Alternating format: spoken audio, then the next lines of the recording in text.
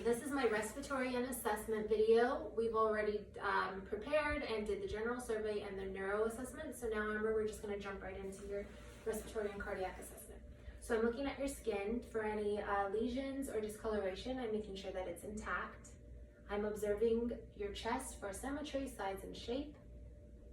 And I am watching for your respiratory rate, rhythm, and depth, and everything looks normal. I'm looking at what's called your anterior-posterior and transverse diameter ratio, which is a 1:2, which is normal. There's no signs of barrel chest or protrusion of the sternum. So now, Amber, I'm just gonna listen to your lungs. And I'm going to start at your supraclavicular line, which is right above your clavicle. And here I'm listening to the apex of the lungs. Then I'm moving down to your second intercostal space to listen to the top of the lungs. And then moving down to the fourth intercostal space on your right side, listening to the middle lobe. On your left, still listening to the top lobe. And then moving down to the sixth intercostal space, listening to the bottom lobes of each.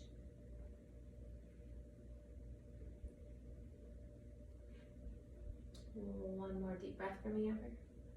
Great. Now I'm going to listen to the lateral side, which is the side. So will you go ahead and lift your arm up? Same deep breaths. Same for the other side.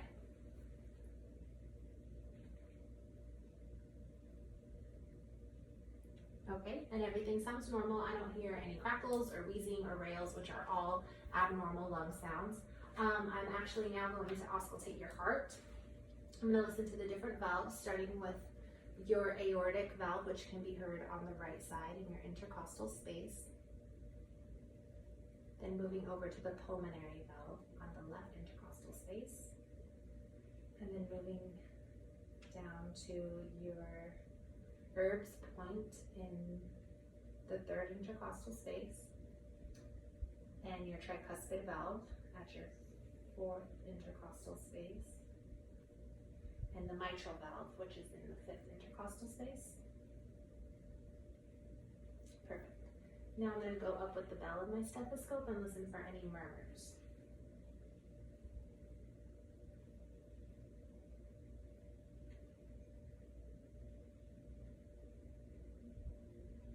And I don't hear any, which is great. I'm going to auscultate your apical pulse to get your beats per minute.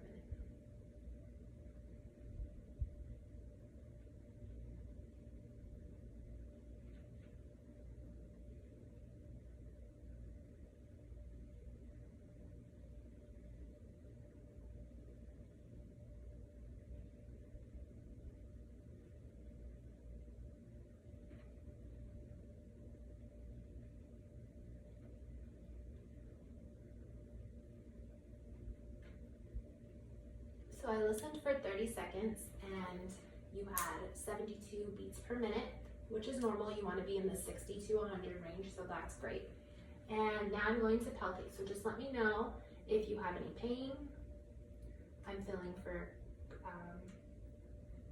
crepitus, any masses, and I'm going to palpate that pulse. This is called your point of maximal impulse, and that feels normal. So I'm going to move to your back. I'm doing the same thing, looking at your skin for any lesions, discoloration, and I don't see any. I am going to look to see that your scapula's position is normal, and it is. And I'm going to auscultate your lungs back here as well. So again, with those deep breaths in and out through your mouth.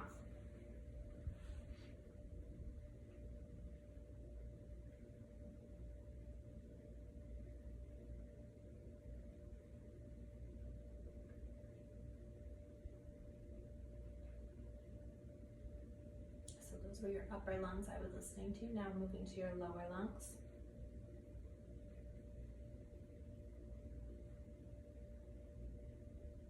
Perfect. And I didn't hear anything abnormal again.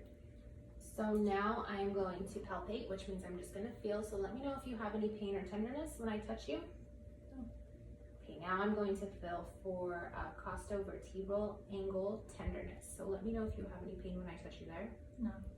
Perfect. And I don't feel any masses, so everything seems normal, and that's the end of the respiratory and cardiac assessment.